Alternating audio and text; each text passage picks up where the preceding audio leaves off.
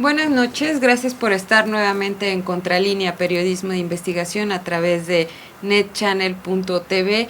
El día de hoy tenemos un tema muy interesante y preocupante por la cantidad de personas que han sido agredidas en todo el país.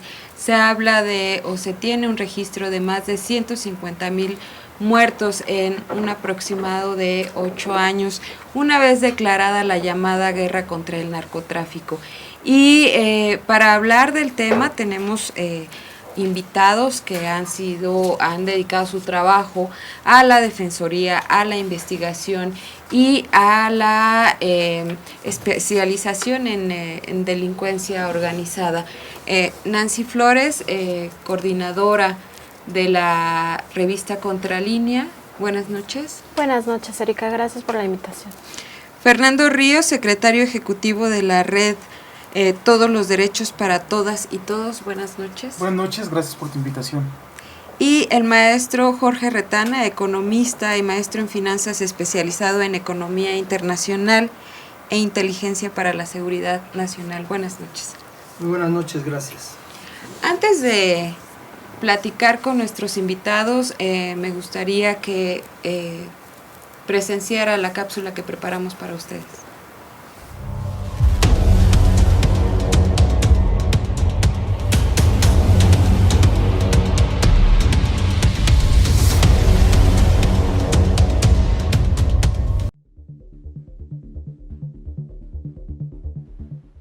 La estrategia gubernamental destinada a combatir la llamada guerra de guerrillas, conocida como contrainsurgencia, se habría extendido a la población civil a partir del sexenio de Felipe Calderón Hinojosa por medio de la supuesta guerra contra el narcotráfico. Entre 2007 y 2015, la lucha que habría de centrarse en el combate a la delincuencia organizada ha dejado un saldo de más de 150,000 civiles muertos, unos 40,000 desaparecidos y más de 200,000 desplazados. Así, las agresiones que han sido presentadas por el propio gobierno como daños colaterales serían en realidad parte de una estrategia instrumentada para desactivar cualquier movimiento social, en especial aquellos derivados del descontento ante las reformas estructurales. De acuerdo con el Centro de Derechos Humanos Fray Bartolomé de las Casas, ubicado en San Cristóbal de las Casas, Chiapas, en el conflicto de baja intensidad, la lucha es por las mentes y los corazones. Para ganarlos, el gobierno utiliza la cara militar, la cara de las instituciones sociales, la cara de la opinión pública en los medios de comunicación, la cara de la formación de grupos paramilitares. Para el Fraiba, en la estrategia contrainsurgente, la formación de grupos paramilitares es uno de los instrumentos más importantes. Respecto de estos, señala que son organizaciones ilegales de personas que utilizan la violencia y el terror para debilitar la oposición armada y civil y lo hacen apoyados por agentes del Estado a través de recursos económicos y o militares, entrenamiento, protección e impunidad. Respecto de la contrainsurgencia, el investigador Jorge Luis Sierra alertó en Contralínea desde enero de 2013 que sin leyes que respalden el involucramiento de las Fuerzas Armadas en asuntos de competencia policial, ni formas de contrarrestar el control y la influencia de las organizaciones criminales en la política, la economía y el funcionamiento de sus zonas bajo control, el ejército podría recurrir en el actual gobierno a la opción de crear o apoyar a grupos paramilitares que ayuden a las tropas regulares a combatir a enemigos elusivos, camuflados en la población y protegidos por autoridades de todos los niveles, como lo hizo en el conflicto contra el zapatismo armado.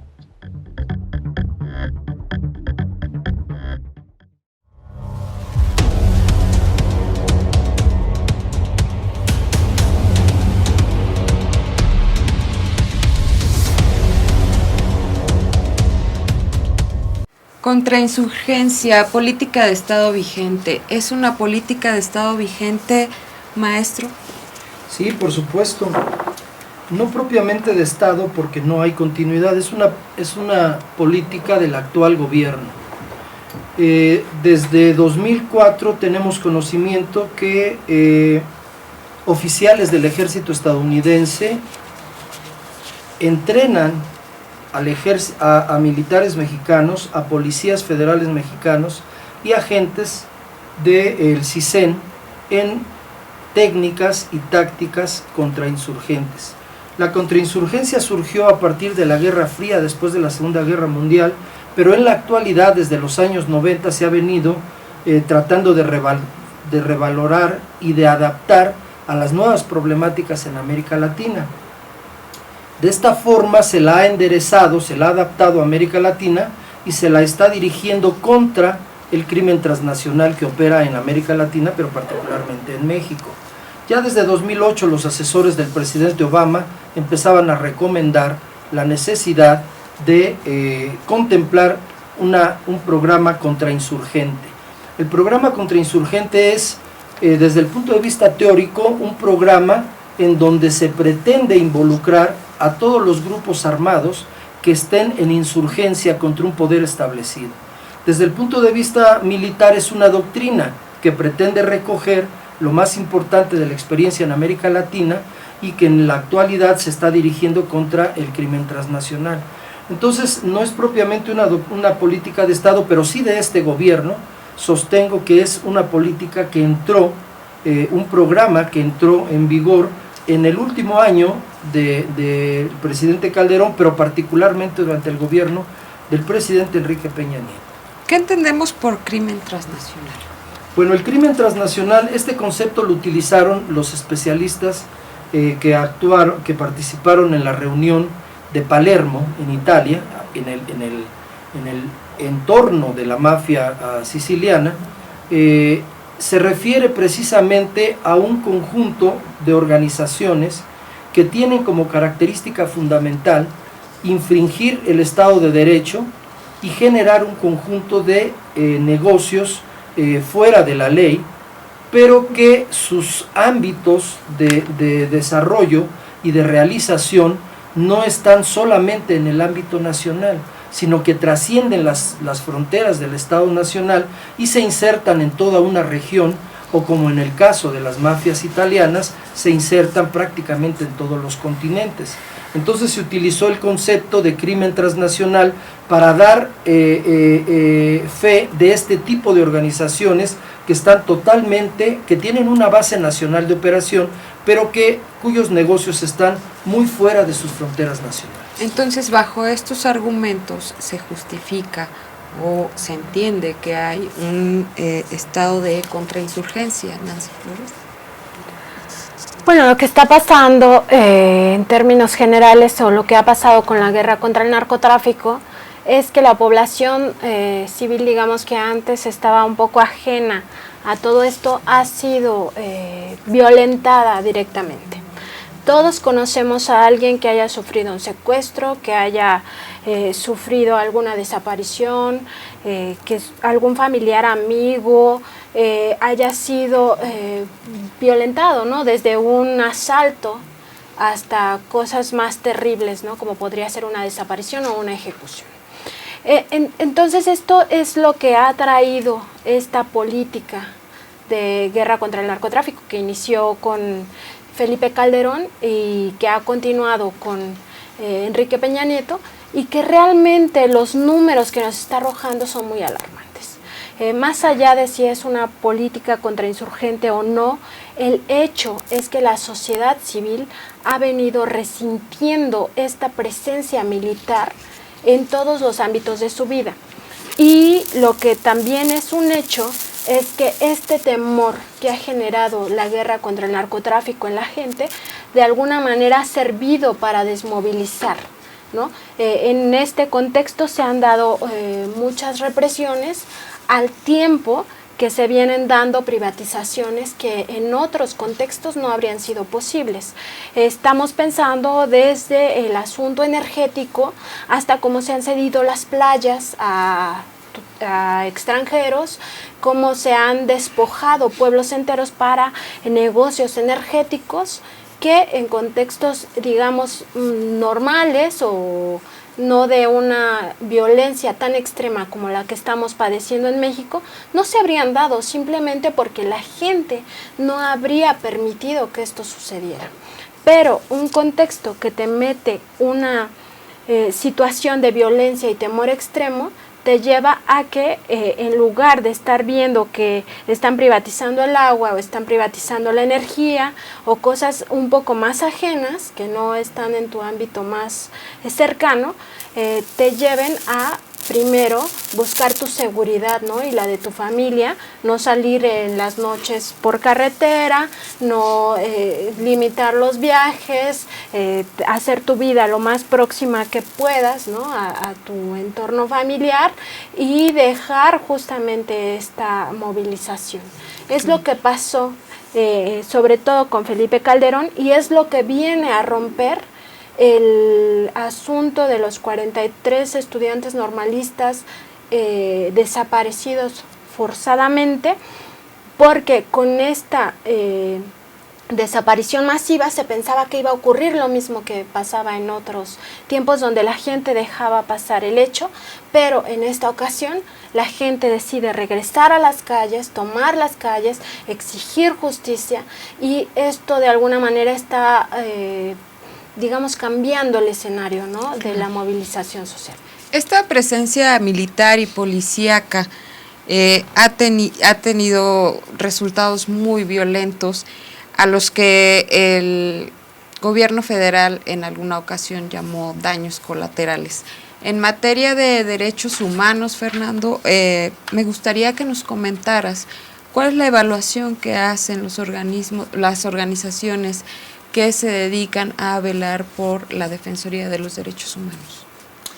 No sé si antes hacer como un paréntesis, me gustaría comentar algo que ya Nancy decía, que más allá de hablar de un programa de contrainsurgencia reciente, tendríamos que hablar de un programa de represión sistemática de la sociedad civil. Entonces, me parece a mí muy importante recurrir en los años 60, en el 68, 71, como una represión sistemática en contra de los estudiantes que luego va a producir pues todos los movimientos insurgentes como la Liga 23 de septiembre, los movimientos guerrilleros en Guerrero, y que van a ser un espacio, un pretexto para que surja sí un nexo entre el ejército, por un lado, los empresarios, tendríamos que hablar de Garzazada, Aranguren, de Guadalajara, ¿no? Y por otro lado, la Dirección Federal de Seguridad, que jugó también un papel muy importante en este movimiento de contrainsurgencia, ¿no? Entonces ahí vemos que son los antecedentes de un movimiento represivo en contra de la sociedad civil. Incluso hay un antecedente muy interesante como para estudiarlo, que dentro de esta Dirección Federal de Seguridad, con Nazar Haro, se forma Carrillo, Amado Carrillo, Miguel Félix Gallardo, y o sea, de ahí surge el narcotráfico, ¿no? Entonces vemos que después, años después, a principios del 2000, surge algo similar con los Zetas, ¿no? Son estos grupos formados, los GAFES, me parece. Sí, Dalita. Pues formados con las mejores técnicas militares, con los que se convierten finalmente en el grupo delincuencial más importante y más sangriento en ese momento, ¿no? Los Zetas. Entonces, todo esto creo que nos pone en un contexto para hablar ya del ejército y decir, bueno, el ejército desde el 92, Salinas de Gortari nos llama porque les parece que el narcotráfico es una cuestión de seguridad nacional. Entonces, desde ahí empezamos una incursión del narcotráfico. Antes de esta participación del ejército, simplemente los mataban y los desaparecían. Tenemos 1.200 desaparecidos de manera forzada en esos años de los años 70 y 80, ¿no? No esclarecido luego por la fiscalía creada por Fox. Entonces tenemos ahí un asunto muy delicado que es ahora el antecedente de las desapariciones forzadas que vivimos actualmente, ¿no? Y esto tiene que ver con los derechos humanos. Una desaparición forzada es un acto donde se involucra agentes del Estado en una desaparición que pretende ocultar a la persona por motivos políticos, ¿no? Entonces resulta muy grave porque quienes debieran ofrecer la seguridad son los mismos perpetradores. Entonces, respondiendo a tu pregunta original, pues ahí está lo más grave de estas violaciones a los derechos humanos, ¿no? Que es quienes debieran brindar esta seguridad son los perpetradores. Claro. Entonces encontramos una historia, ¿verdad? Ya casi 50 años, donde vemos indicios de pues una represión social constante, ¿no? Ahora vemos que Enrique Peña Nieto ha hecho un llamado también para que el ejército esté ahí donde convive la gente, es decir, en acciones cotidianas, ¿no? Ya ni siquiera de seguridad pública. ¿Eso qué significa? Pues es un control del tejido social. Claro. Vamos a un corte y regresamos para seguir hablando de este tema.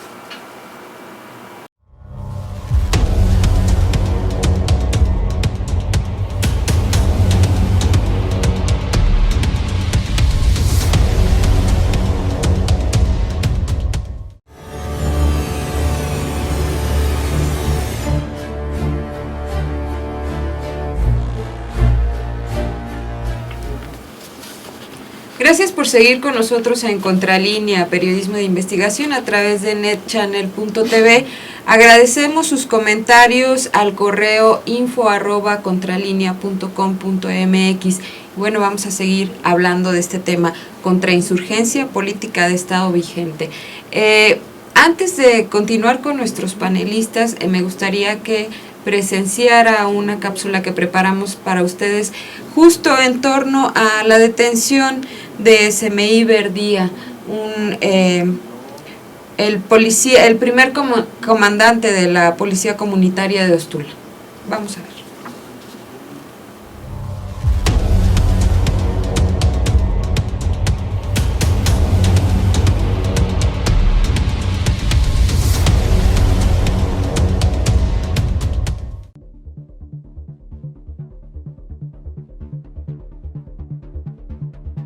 El 19 de julio de 2015 por la mañana fue detenido el primer comandante de la Policía Comunitaria de Ostula y coordinador de las autodefensas de los municipios de Aquila, Chinicuila y Cojayana, Michoacán, SMI Verdía Cepeda, en la localidad de La Placita, municipio de Aquila, mediante un operativo del que resultaron detenidos varios miembros de la Policía Comunitaria en los retenes de Jayacalán y El Duin, dentro de los terrenos comunales de Santa María Ostula.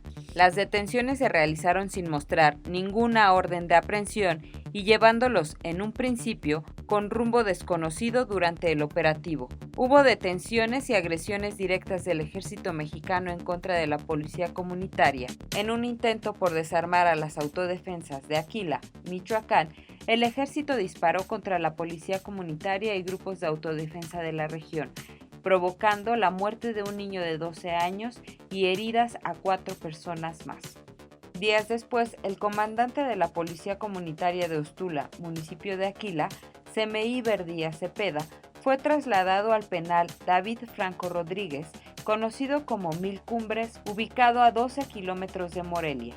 Verdía salió del Centro Federal de Readaptación Social número 4 en Nayarit, luego de que el Juzgado Tercero de Distrito, con sede en Morelia, le dictó un auto de libertad al considerar que no existen pruebas para suponer su responsabilidad en el delito de violación de la Ley Federal de Armas de Fuego y Explosivos. Sin embargo, fue detenido de nuevo. Este es uno de los ejemplos de cómo actúa el ejército mexicano ante la población organizada. Es parte de la estrategia de contrainsurgencia que se lleva en contra de estos grupos de autodefensa.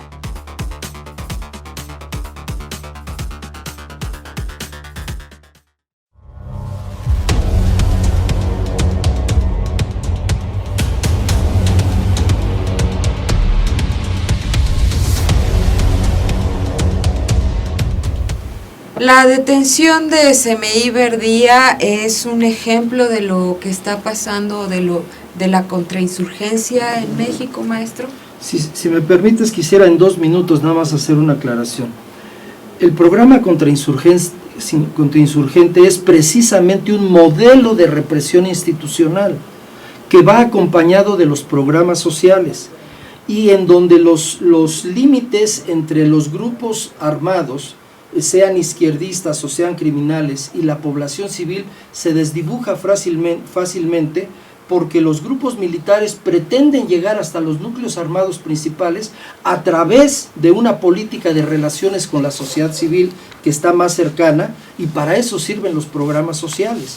Y entonces, por eso cada vez vemos que el programa contrainsurgente está terminando involucrando represión hacia la sociedad civil. La sociedad civil, ¿qué tiene que ver en esto? Tiene que ver que el enemigo interno, que es la base de la opción contrainsurgente, está escondido dentro de la población civil. Entonces se trata de penetrar las capas de la población civil para llegar hasta los grupos armados. Por eso cada vez más estamos encontrando que hay víctimas dentro de la población civil que no se les puede atribuir que estén dentro de las organizaciones criminales, ni que sean parte del ejército guerrillero fulano de tal. No, es que precisamente en eso consiste el problema. Y justo llegan a ser niños, por ejemplo, en el caso de la detención de CMI vimos el fallecimiento de un niño de 12 años y 2 más heridos, ¿no?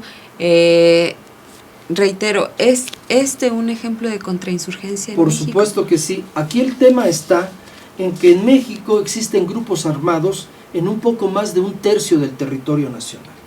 Eso necesariamente tenía que tener una respuesta desde una concepción. Y el programa contrainsurgente ofrece una idea teórica, es un programa político militar, pero también es una doctrina militar. ¿Cómo hacerle frente desde el Estado a una situación totalmente inédita en donde tenemos más de 120 o 130 grupos armados en todo el territorio nacional? En donde unos son policía comunitaria que tienen un estatus constitucional distinto en los pueblos indígenas, pero otros son autodefensas. Otros son grupos guerrilleros y otros más son grupos paramilitares de los grupos de narcotraficantes.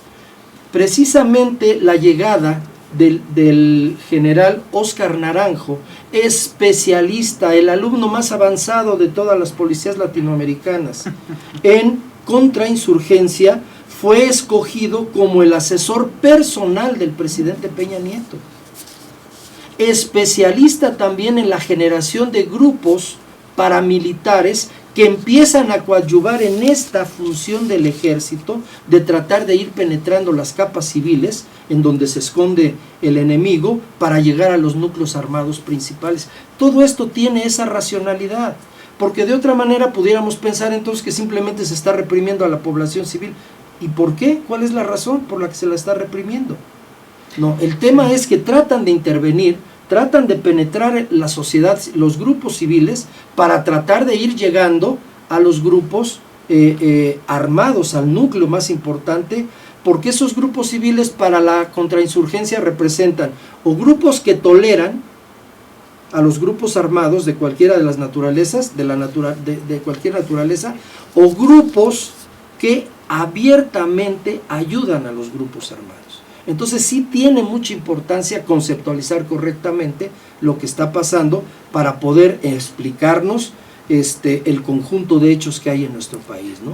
Maestro, pero también creo que ahí Nancy acotaba muy bien que la contrainsurgencia, así como la vemos, o las funciones de las Fuerzas Armadas, nosotros la vemos como, o se anuncian claramente como un ataque a los grupos delincuenciales, ¿no? Eso es como lo que nosotros siempre vemos, el objetivo. Sin embargo, pareciera que las acciones que van teniendo pues son un ataque generalizado a la población. Entonces, ¿por qué? Porque vemos, si vamos viendo los recortes los recortes de periódicos desde el 2006, como ya decía Nancy, ¿verdad? Pero a partir de una agudización de una guerra anunciada por Felipe Calderón, vemos cómo hay estas víctimas colaterales, pues el vecino que de pronto salió de su calle y lo mataron por ahí, aquel que le dispararon porque no se paró, ¿se acuerdan aquella familia asesinada en Tamaulipas de una manera terrible, ¿no? aquel en Ojinaga, ¿no? Aquellos soldados que asesinaron a varias personas porque estaban borrachos, entonces, y así una serie de situaciones que no vemos que son casos aislados, que es una de las cosas que siempre se dice, son casos aislados. No, pareciera que son planeados, que son sistemáticos, y que en este sentido, yo sí creo que, como usted afirma, que van a un control de la sociedad para ir a estos grupos, pero muchas veces también pareciera que es ir a desarmar a la población civil para dejárselos al grupo delincuencial. Entonces, ahí estamos hablando de una situación muy grave, porque vemos que ya hay un contubernio entre Fuerzas Armadas y crimen organizado. Entonces, que es difícil separarlos luego de esta situación, ¿verdad? ¿Quiénes son los perpetradores? ¿Es el Estado o son estos grupos del crimen organizado? Pues son ambos, están amalgamados de tal manera. Y a lo que iba es que quien sale perjudicada pues es la sociedad. Entonces se busca controlar la sociedad, no solamente para ir a estos grupos delincuenciales, sino para controlar precisamente estos megaproyectos. O sea, tendríamos que decir que en Ostula, por ejemplo, pues ellos mismos han dicho que van 33 personas desaparecidas, ¿no? Personas asesinadas, ¿no?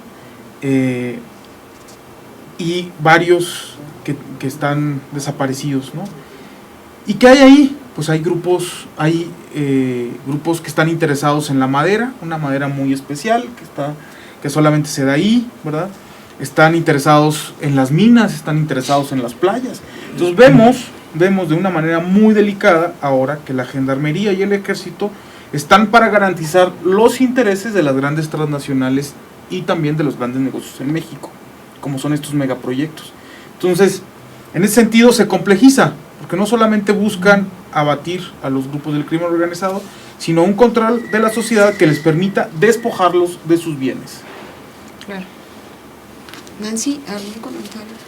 Pues estoy de acuerdo con ambos en el sentido de que en efecto hay una política encaminada a terminar con la guerrilla, ¿no? Que eso existe, por supuesto, pero por otro lado esta guerra contra el narcotráfico ha servido, Erika, para de alguna manera desmovilizar, que es lo que yo decía en un inicio, ¿no? No hay que dejar de lado que la gente, cuando llega Felipe Calderón a la presidencia, no estaba del todo contenta. Era una gran mayoría de mexicanos que no querían ese gobierno. Y lo que continuó fue la guerra contra el narcotráfico. Si tú recuerdas ese contexto, la gente regresó a sus casas y todo el mundo se quedó, pues, digamos, asegurando su vida, ¿no? Es la vida de su familia, de ellos mismos. El asunto es que los megaproyectos sí son una realidad a partir del sexenio de Calderón y sobre todo se van a profundizar en este. Yo no dejaría de lado, maestro Retana, el hecho de que se está dando un despojo criminal en todo el territorio mexicano y que este despojo va acompañado de la militarización del mismo. Es decir, sí agreden a la sociedad buscando grupos guerrilleros, pero también agreden a la sociedad en el sentido directo para que no esté ejerciendo sus derechos. Yo creo que esto es muy claro en ciertos lugares, en Guerrero específicamente, que es una zona con una riqueza impresionante, en Chiapas, ¿no? Que lo ha denunciado desde hace mucho tiempo el Centro de Derechos Humanos Fray Bartolomé de las Casas. Ahí sí una política contrainsurgente muy clara, ¿no? Que no solamente es el asunto de cómo se maneja la pobreza en los programas para el desarrollo, ¿no? Como lo entienden los políticos, el desarrollo que ellos quieren, no el desarrollo que quieren las comunidades, También a través de la salud, ¿no? Se condiciona el acceso a la salud a las familias que están en resistencia, no solamente vinculadas con el ZLN, sino también las abejas y otras organizaciones, ¿no? De la sociedad civil.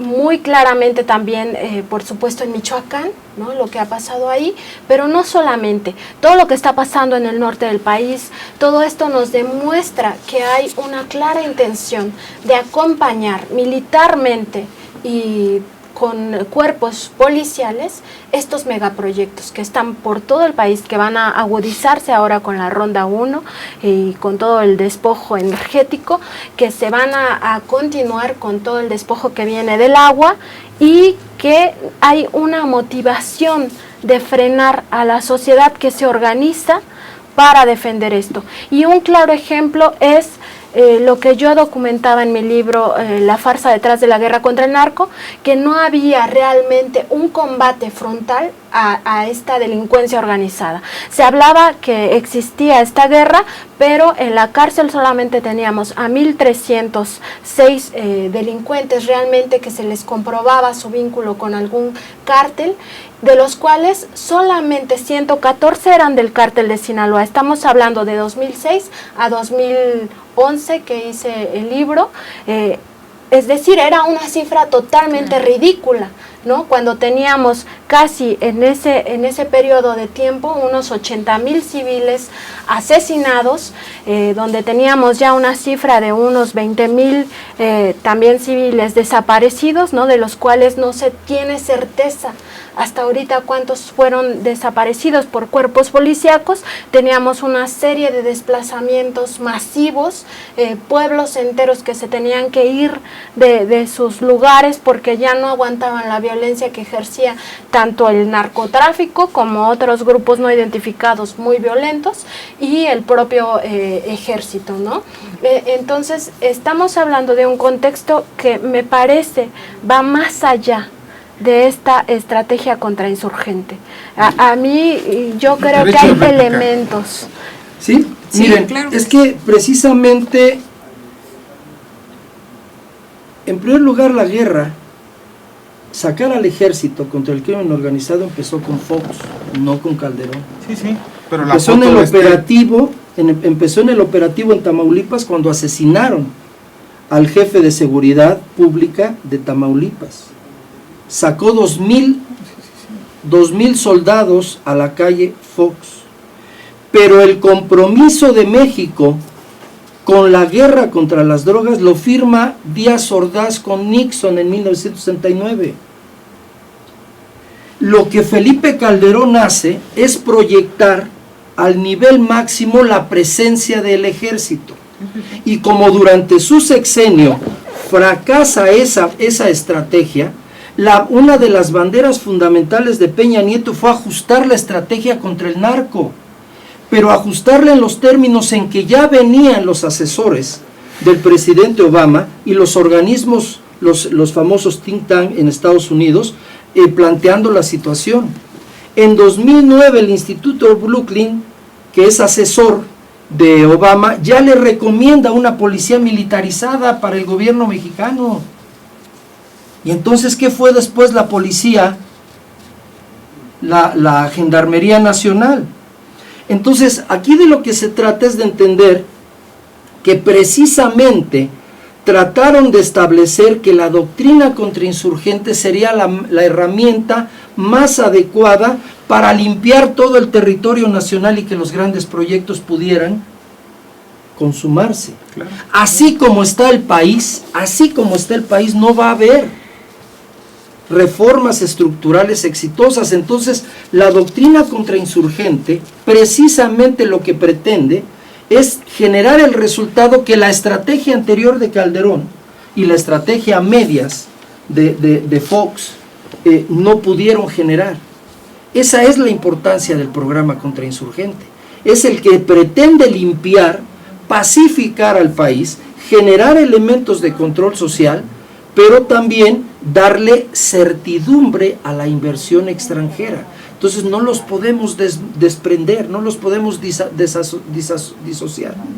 están estrictamente vinculados, porque el programa contrainsurgente va a hacer lo que el simple enfrentamiento llano que pretendió, bueno, no que pretendió, sino que desarrolló Felipe Calderón, que fue sacar al ejército y enfrentarlo, pensando que la mayor capacidad de fuego, el mayor número de efectivos y la mayor capacidad logística iban a ser suficientes para derrotar al narcotráfico, y no fue así. Entonces se tenía que replantear la lucha contra la criminalidad transnacional desde una perspectiva teórica y doctrinaria distinta. Esa es la guerra contrainsurgente. Yo no estoy diciendo que todo lo demás no exista. Mi énfasis es en que es necesario entender correctamente cuál es la concepción que anima al gobierno actual para su lucha contra los grupos armados. Yo creo que todos los planteamientos nos llevan a un mismo significado, que es que la población cada vez vive más atemorizada, más preocupada por lo que está pasando con sus territorios, con su vida, con su campo, con lo que está pasando cotidianamente, ¿no? Vamos a un tercer corte y regresamos.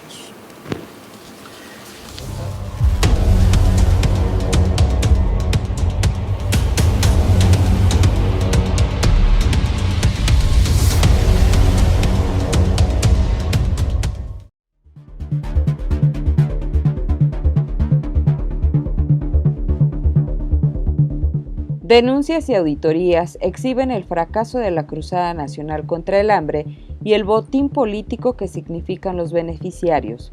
Los más pobres no solo sirven para acarrear votos a favor del partido en el gobierno, sino también para encubrir el supuesto desvío de recursos públicos a las campañas electorales o como herramienta para instrumentar las tácticas de contrainsurgencia. El primer viso de este fracaso y uso indebido de la Cruzada fue revelada por la Auditoría Superior de la Federación, que observó irregularidades por más de 800 millones de pesos, así como absurdos en la operación que lleva a cabo la Secretaría de Desarrollo Social, Sedesol, encabezada por Rosario Robles Berlanga. El segundo fue hecho público por un servidor de la propia Sedesol a través de videos que hizo llegar al senador perredista Alejandro Encinas y que motivó varias denuncias ante la Secretaría de la Función Pública, de la Procuraduría General de la República, la Comisión Nacional de Derechos Humanos y la Fiscalía Especializada para la Atención de Delitos Electorales. La denuncia presume un desvío de recursos por 500 millones de pesos. De ambos casos no se ha informado de la detención o responsabilidad de algún funcionario que pudiera estar malversando el dinero del erario.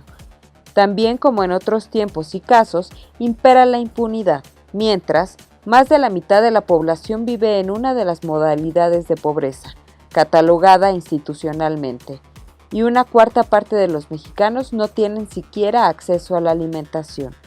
El Consejo Nacional de Evaluación de la Política de Desarrollo Social, Coneval, define que la pobreza, en su acepción más amplia, está asociada a condiciones de vida que vulneran la dignidad de las personas, limitan sus derechos y libertades fundamentales, también impiden la satisfacción de sus necesidades básicas e imposibilitan su plena integración social, según indica su metodología para la medición multidimensional de la pobreza en México. En 2013, la Sedesol suscribió acuerdos integrales con 31 entidades federativas y realizó los diagnósticos para cada entidad.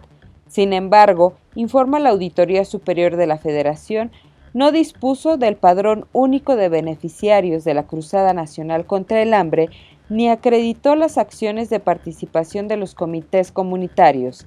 Si bien se formalizó la instalación del Consejo Nacional, este no sesionó trimestralmente de conformidad con el decreto del Sistema Nacional para la Cruzada Nacional contra el Hambre.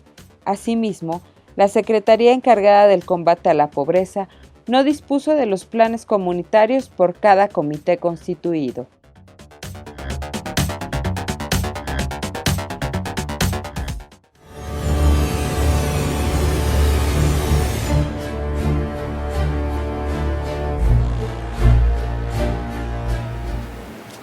Gracias por seguir con nosotros en Contralínea Periodismo de Investigación a través de netchannel.tv.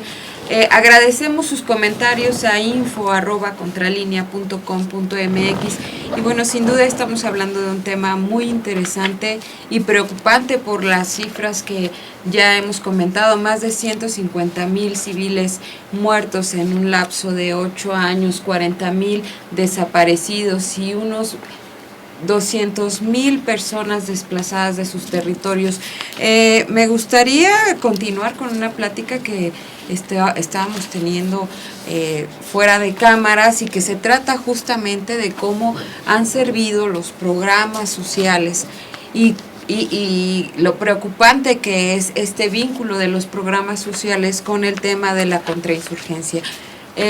Maestro Retana, ¿nos podría detallar un poco los comentarios que estábamos haciendo sí, hace miren, unos momentos? El programa contrainsurgente pretende darle racionalidad desde el punto de vista de las operaciones militares a los enfrentamientos con grupos armados. El mejor ejemplo en América Latina ha sido Colombia. El Plan Colombia surge como un programa contrainsurgente, pero además no solo dirigido contra los cárteles de la cocaína, sino contra los grupos armados que tenían controlado casi la mitad del territorio colombiano. Entonces estamos hablando allí de que la mejor experiencia es Colombia, porque allí, desde la perspectiva del Pentágono, del ejército estadounidense, funcionó precisamente el programa contrainsurgente. Entonces, el programa contrainsurgente, todos los gobiernos en Colombia acompañaban operativos en donde quedaban finalmente involucrados desaparición de personas, desplazados. Por eso se tuvo después que crear una ley de víctimas. Pero todo esto fue producto de la guerra contrainsurgente, tanto contra los cárteles como contra los grupos de la izquierda armada en Colombia. Después se tuvo que adicionar los grupos paramilitares que creaba el propio ejército y la Policía Nacional, porque eran la primera línea de fuego contra la guerrilla y contra los propios grupos del narcotráfico. Entonces, todos los presidentes de Colombia acompañaban esta guerra sin cuartel, que dejó una barbaridad de víctimas, la acompañaban de programas sociales y de eslogans en donde se hacía énfasis de que los gobiernos que estaban en guerra interior o en guerra interna también eran gobiernos preocupados por el bienestar social y por el mejoramiento del nivel de vida. Estamos hablando de un disfraz de... Estamos hablando de una guerra en donde la parte de los programas sociales para penetrar los grupos civiles que pudieran tener simpatía o colaborar abiertamente con grupos armados representan una parte estratégica del programa. Bueno, sí, efectivamente para eso ha funcionado, ¿no? 20 años y estamos con el mismo nivel de pobres. 13% del Producto Interno Bruto, especialmente para programas sociales, y no sirve más que para controlar a la población, ¿no? Esas son las consecuencias que hemos visto y que ahora, por ejemplo, con el ZLN en las bases zapatistas, pues ha servido para dividir, ¿no? Y para dividir con programas muy claros, con intereses muy claros. Está la carretera Palenque San Cristóbal, está todo Agua Azul, ¿no? El conflicto pues por estas tierras tan preciadas. Y lo que notamos en el fondo de este problema es que la concepción de Estados Unidos puede ser que a través del ejército es que pues se remedie, digamos, el problema del crimen organizado.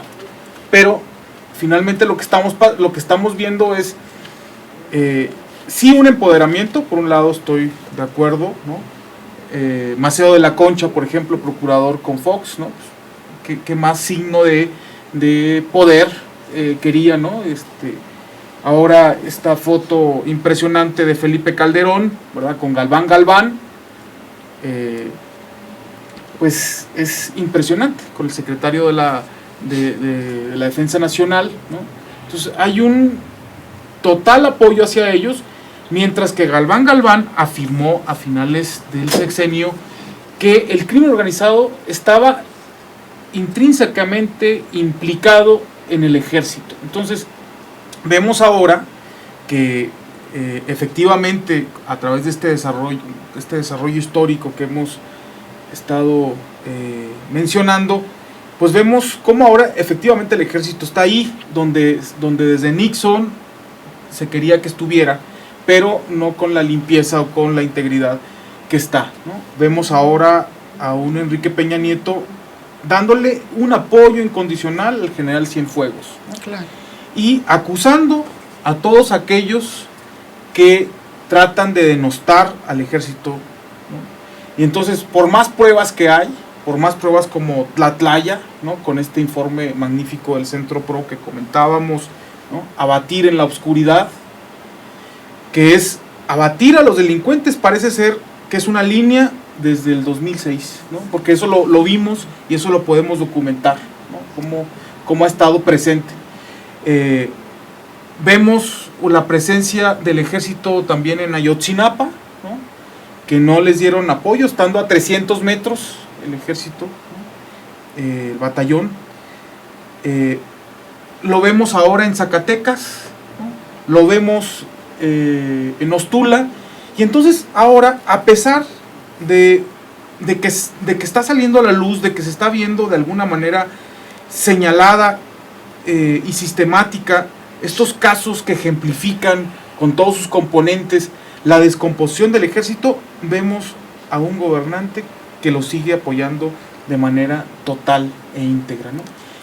Y eso pues nos habla de lo que vamos a vivir en los próximos años. Y que también ha reconocido el fracaso de la lucha contra la pobreza, ¿no? Lo leíamos hace algunas semanas. Pero, perdón, no hay ninguna descomposición del ejército.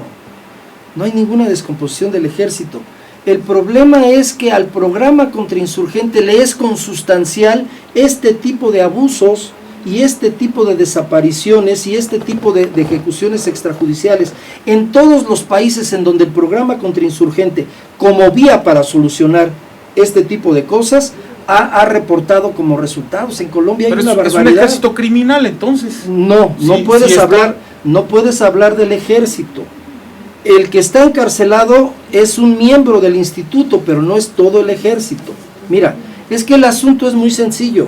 O sea, a este tipo de operativos contrainsurgentes, como tienes que estar contendiendo con la población civil, porque es la que te va a permitir llegar a los núcleos armados, este tipo de operativos generan este tipo de saldos. Por eso es importante primero tenerlo claro, sí, para primero ponerlo a discusión y después buscar una alternativa. Es decir, que es un caso aislado y es el soldado.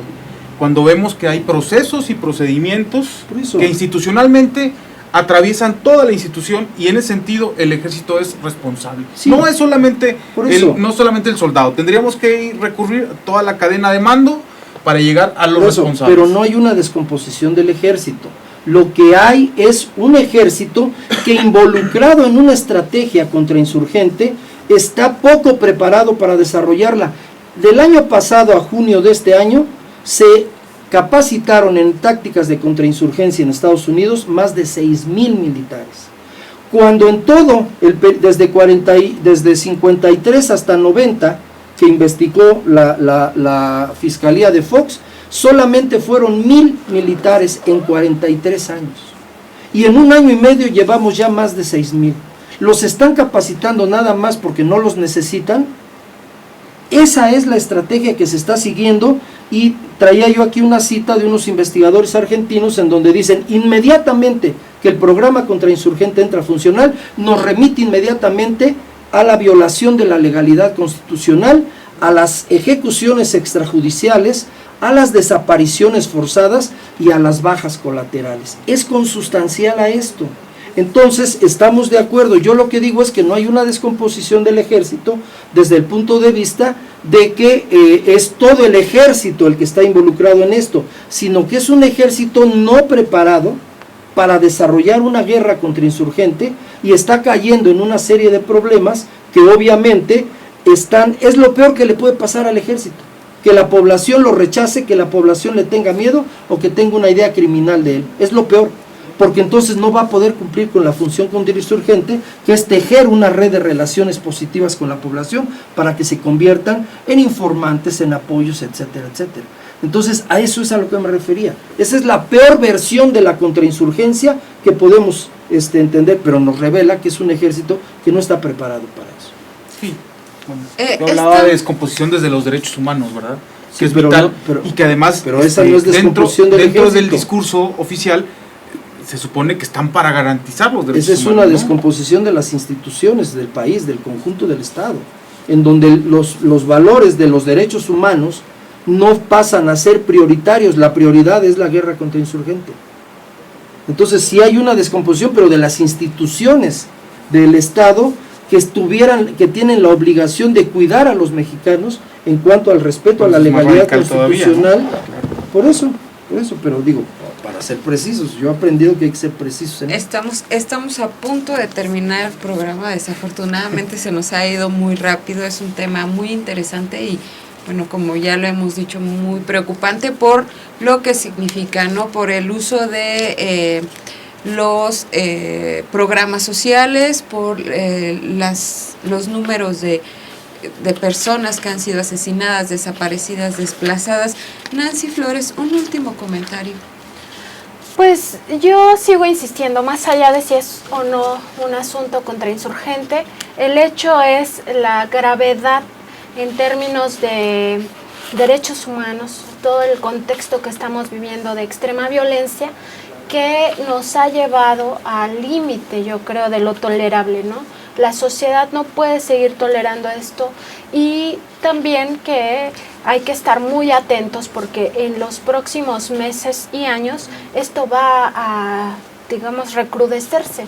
Si se lleva en un grado extremo todas las reformas que se han logrado pasar en el Congreso, en el sentido de que toda movilización, toda defensa de los derechos va a ser reprimida e incluso la gente que no está tan digamos involucrada en movilizaciones civiles o en organización social, en rechazo de todo esto, va a ser agredida, ¿no? De alguna manera. Y un foco de atención, considero, es Oaxaca, en donde ya hay más de 6,000 elementos del ejército y policía, y vemos también una movilización social intensa con los maestros, y pues habría que estar y hay que estar al pendiente de lo que está pasando por aquel estado. Fernando Ríos, gracias por haber participado con nosotros. Me gustaría que nos regalaras un último comentario. Sí, muchas gracias. Pues ante esto siempre nos preguntamos qué podemos hacer. Y creo que también hemos avanzado como país a establecer ciertas normas. El artículo 1 constitucional pues establece en la misma jerarquía la Constitución y los tratados internacionales. Correcto. Nosotros hemos firmado el Estatuto de Roma. Correcto. Y en ese sentido el ejército puede ser condenado por la Corte Penal Internacional. Eso nos da la posibilidad. ¿Condenado por qué? Por crímenes de lesa humanidad. Correcto. Lo que estamos viviendo ahora por parte, esto que yo le llamaba descomposición, crímenes de la población civil, y no precisamente en momentos de guerra. Bueno, aunque formalmente se dijo desde el 2006 que estábamos en guerra, ¿no? Está la expresión. Torturas, una tortura sistemática, desapariciones forzadas, violencia sexual, violaciones sexuales, tortura, ¿no? Y todo esto nos lleva pues a que tenemos un espacio internacional donde puede ser juzgado y condenado el ejército por todas estas cuestiones. Y bueno, viendo esto, incluso viendo la cadena de mando, tendríamos que llegar, incluso el presidente, aquí no se le puede juzgar más que por traición, pero en este sentido pues es una traición a la ciudadanía. Pues hay que estar muy atentos, vigilantes y participativos en torno a los casos que nos toque ver, documentar. Y maestro Jorge Retana, tenemos 2 minutitos para concluir el programa. Me gustaría un último comentario. Sí, creo que es fundamental que tengamos claridad de cuál es el eje interpretativo que nos permite entender todo. Si nos aislamos y queremos solamente a partir de un caso generalizarlo, creo que estamos mal. Tenemos que tener un eje que nos permita entender lo que está sucediendo en el conjunto de nuestro país. Esa cuestión tiene que ver con el grado de soberanía restringida a través del cual nuestro país actúa con relación a sus propios problemas internos. El programa contrainsurgente es una estrategia de intervención, y esa estrategia de intervención está siendo extremadamente dañina para los mexicanos. Primera cuestión, tenemos que discutir abiertamente la estrategia actual para tratar, como decía nuestro colega correctamente e insinuaba Nancy, para tratar de encontrar alternativas. Efectivamente, el artículo 15 del Estatuto de Roma está, a través de la demanda que ya interpusieron allá algunas organizaciones mexicanas, está en posibilidad de que la Corte Penal Internacional intervenga en los asuntos de nuestro país en materia de violación de derechos humanos y de crímenes de lesa humanidad. Creo que esa es una vía que habría que impulsar con toda energía a los mexicanos. Agradezco a todos que hayan participado nuevamente en Contralínea, Periodismo de Investigación. Este es un espacio abierto para ustedes y para usted también, que puede enviarnos sus comentarios a info@contralinea.com.mx. Buenas noches, nos vemos dentro de 8 días a las 8 de la noche. Hasta luego. Ese es.